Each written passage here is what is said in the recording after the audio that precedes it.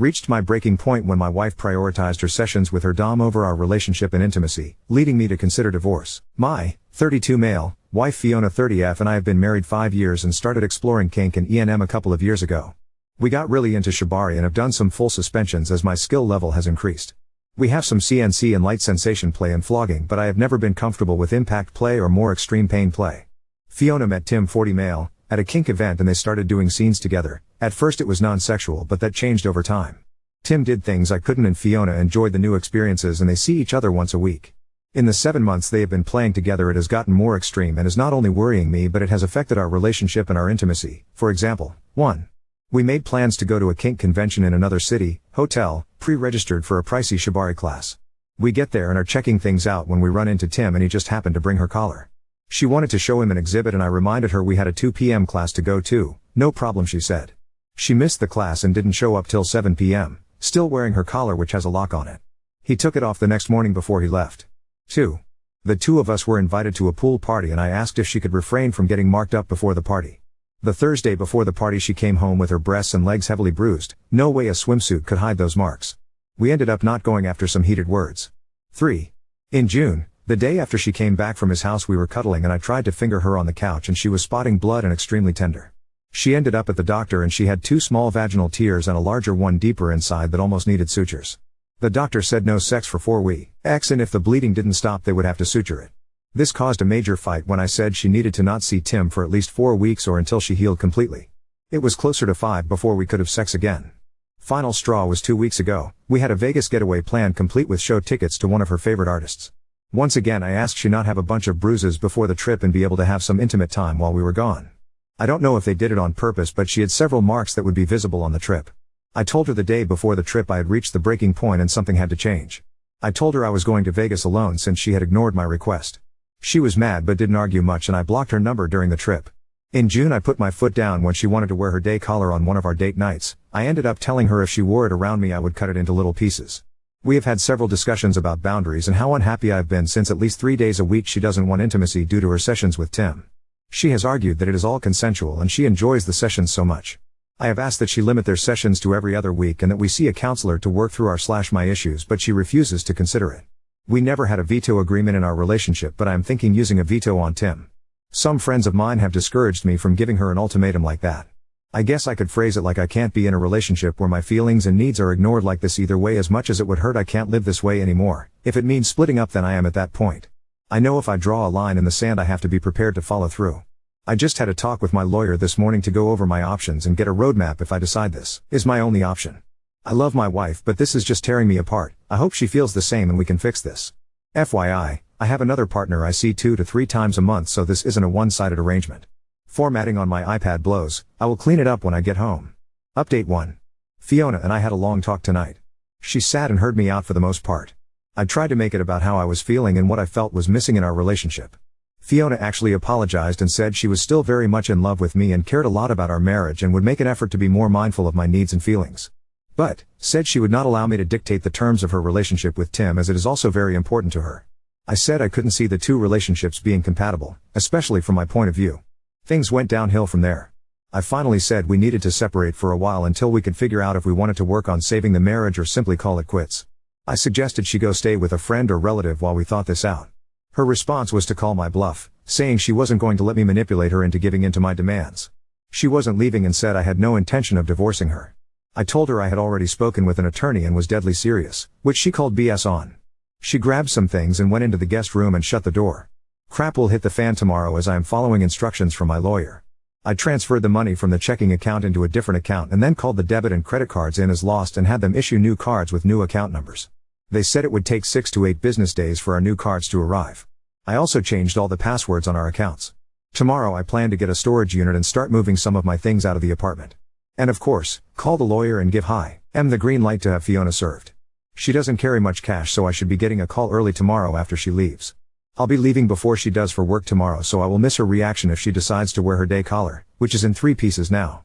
Update 2. Brief recap. My wife of 5 years got into her first BDSM relationship with heavy impact play, something I wasn't comfortable doing, and loved it but it got out of hand and began to bleed over into our relationship. None of my requests or boundaries were listened to and there were several major red flags events that finally became too much for me. Earlier this week we had a long discussion where she heard my concerns and acted like she wanted to try and make things better, but in almost the same breath said that her relationship with Tim, her dom, was equally important and she wouldn't let me dictate terms of their relationship. I said I felt the two relationships were not compatible and we should separate for a while to figure out if we wanted to work on saving our marriage or simply call it quits. Her response was to call my bluff in her words and she wasn't going to let me manipulate her into giving in to my demands. She said she wasn't leaving and I had no intention of divorcing her. I told her I was deadly serious and had already talked with a lawyer, which she called BS on. She grabbed some things and shut herself up in the guest room. I reported all our cards as lost and had them frozen and requested cards with new numbers. I also changed the passwords on all our accounts and moved our checking balance to a savings account. There was a substantial amount in the account that I wanted to preserve in case she decided to do something rash. I gave the lawyer a green light to have her served. I also rented a storage unit and moved a lot of my valuables and keepsakes just in case. I had already pulled about $2,000 in cash out to get by until the new cards arrived in about 7 usiness days. I also took a pair of snips to her day collar and cut it into 3 pieces. She called me from Starbucks asking why none of her cards were working the next morning and I told her what I had done. She said we needed to talk when she got home and I said we had already had a talk but wasn't listening to me. When she got home she saw her day collar sitting on the dining room table in pieces and started going off on me. I let her vent and when she asked if I had anything to say I told her I was tired of having it shoved in my face all the time. While I was telling her off she noticed several things missing around the apartment and I said I had put them in safekeeping for now. I told her she needed to set up a checking account and get her paychecks direct deposit routed there and once she had it set up then I would transfer money from our joint account. She asked what was she supposed to live on till that happened and I said you can ask Tim for a loan since he is your new primary now. Then I said if you need some cash I can give you enough to get by until you get things changed over. I said she wasn't going to run up any more debt on the credit cards and she should apply for one if she thought she couldn't live without one. I said my lawyer said you should get served on Friday and you should look into getting someone to represent you. She grabbed her purse and said you're insane, I can't be here right now and headed towards the door. She stopped halfway and turned around and said she needed gas money. I handed her $100 and she stormed out. She came back in about an hour and said I couldn't do this and we needed to talk. I went through all the red flags again that I had listed in the first post and said I wouldn't live like this anymore. She doesn't want to separate or get a divorce and now wants to get marriage counseling. I said I would do counseling if she stopped seeing Tim until things were settled. She blew up and said I didn't get to make that call and I agreed and said that was her call but I wouldn't entertain counseling while she was still seeing Tim. Thursdays are their normal play night, tonight, and she wanted to go talk with him in person first if she was going to pause their relationship. I put my foot down and said she could do that over the phone and if she went over to his house to go ahead and pack her bags and just stay there. I said if she showed up with a new bruise then we were done, no second chances. We have an appointment with a counselor next week, he is kink-friendly and came recommended from several people. I told her counseling doesn't change the divorce decision, and if we are to cohabituate and try to rebuild something I needed to be legally free to walk away if things go bad again. She didn't like this and argued we could maybe work that out in our counseling session. Sorry for the long read, I will see if she is committed to what she says she will do, but it seems like she is only 80% on board and keeps waffling on the details. Maybe when she gets served she will make up her mind. Either way I am staying the course on the divorce, no matter what direction things go. Thanks for everybody's support and advice. She also called Tim and canceled their playdate for tonight and said they were taking a break. We have an appointment with a therapist next week. For now, she is still sleeping in the guest room. Update 3. Few hours ago there's been 2 sort of updates in the comments. I will report here the exchange between Redditor and OOP. She hasn't had any contact with her dom in a couple of days. If she does pick him I'm ready to move on. But the last few days she sure has been fighting to hold us together. I've been pretty clear together doesn't include Tim.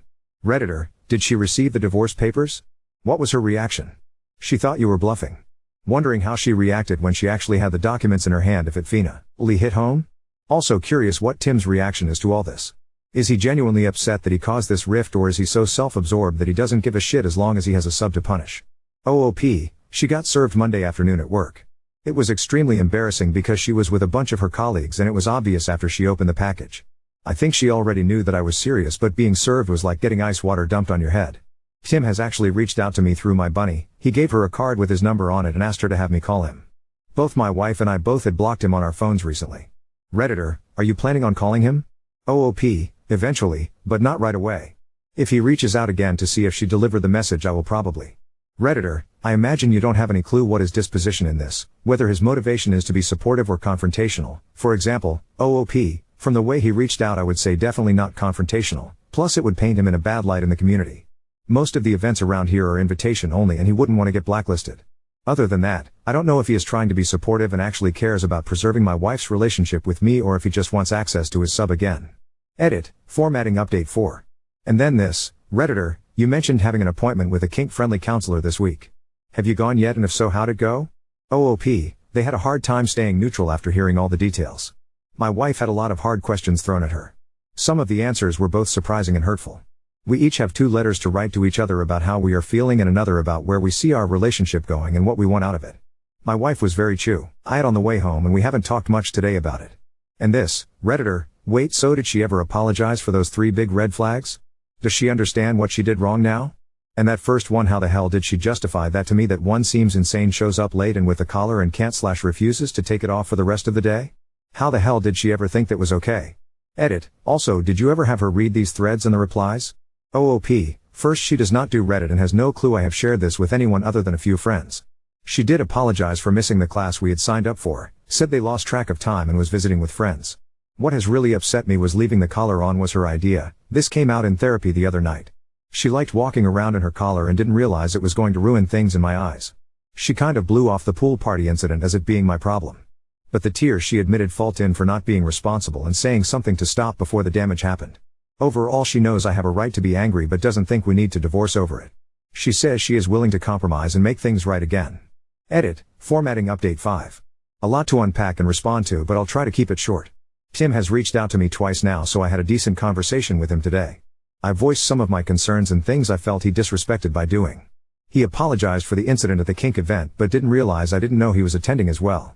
The collar incident was mostly Fiona's idea and he had not intended for her to keep it on all night. He was not aware of the pool party incident but had tried to limit bruising before our trip to Vegas. He seemed remorseful that he had caused so much turmoil in Fiona and my relationship. While he did admit to going too far a few times, he said he had to end several of their sessions because of the lack of Fiona's own limits and that she had only used her safe word once in their relationship. He told me he was afraid she might allow herself to get injured badly if she continued on like she had been. He told me he was not going to see her again for several reasons. He also asked if she would reach out to him so he could explain. Tim rents dungeon space from a local pro-dom, who has a large space that rents to locals. She has suspended his privileges there for 60 days. Not sure if it is related to us or not. I do know the dom and have attended private events there before. Our second counseling session went well. Fiona has her first individual session with a different therapist today. I have been impressed by the effort and attitude she is putting into therapy. Divorce is still on track. Her lawyer met with mine this morning. She is not contesting the divorce and our financials are already separated. Our 401ks were almost equal, so there is nothing there to split. Both lawyers think we can expedite things rather quickly. Our lease is up in November and by that time we should know if we plan to continue to cohabitate. Fiona doesn't know yet about my conversation with Tim. She says she hasn't reached out to him, which he confirmed in our talk. We did sleep in the same bed last night and were intimate for the first time in a long while. In the letter she wrote to me from our first session was that she might want a different relationship going forward, possibly a 24/7 DS arrangement, but we are still talking about what that might look like. While this update sounds all happily ever after, I still have a lot of concerns and trust issues. So I went to the event center where our kink event is planned for tonight to help with some setup and found out details about the dungeon debacle. Tim had assault charges filed against him and police went to the dungeon space to investigate, which disrupted some business the owner was doing there at the time. Tim had a sub file charges against him and has threatened to sue the owner of the dungeon as well. The dom that owns the space suspended his privileges there for 60 days and it will result in a permanent ban if he can't make all this go away. I know there are multiple waivers and consent forms that everyone who enters that space has to sign, so the lawsuit will likely go away. But I'm sure the owner isn't happy about having her business on the police and community's radar. I was inundated with questions last night from people wondering if I was involved due to recent events and my pending divorce. A couple of people even suggested I should reach out to the dungeon owner to voice my opinion on Tim. At any rate, it doesn't appear that our situation was the reason for him losing his privileges and he is just trying to put out fires at this point. Now on to second story. Refused to share my assets with my girlfriend, prompting her to make unreasonable demands, and now I wonder if a prenup would make me an asshole. So I, 26 male, have been dating my GF, 25F, for a little over a year, and this is something my mom and some friends have mentioned to me. I have a great job and make about $95,000 a year, have a comfortable savings of a few thousand, I own my house and 2 cars, 2012 Acura MDX and 2015 Cadillac Atz. I also make $1,200 a month in rent. She currently works part-time at a bar. She has mentioned before about me adding her to the title of my house, to which I told her I would not as she doesn't contribute anything to it. I purchased my second car 2 months ago as the first one was paid off. I told her she could drive my old car, but she wanted me to sell it and use the money to help her buy a car for her. I also declined this request but instead offered to help her buy a cheaper car off buy and sell, as I'm not sure how my new car would fare in the winter. She's gotten really upset about those 2 instances. She also asks for Desi in her handbags often, $3,000, to which I say no, as I feel like it's a waste of money. It's not that I have a problem spending money on her as smaller gifts that are more reasonable, I have no issue with.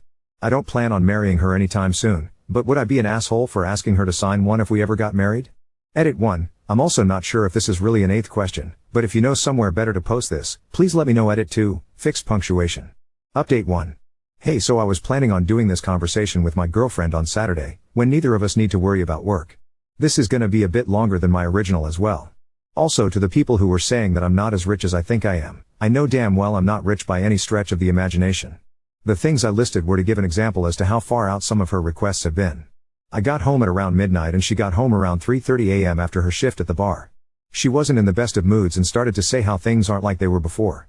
I agreed with her and then asked her how long she was planning on staying at the bar and if she was going to look for a more full-time or reliable job. She told me she wants to be a realtor in a year or two and I asked her when she decided that. She told me about a week ago.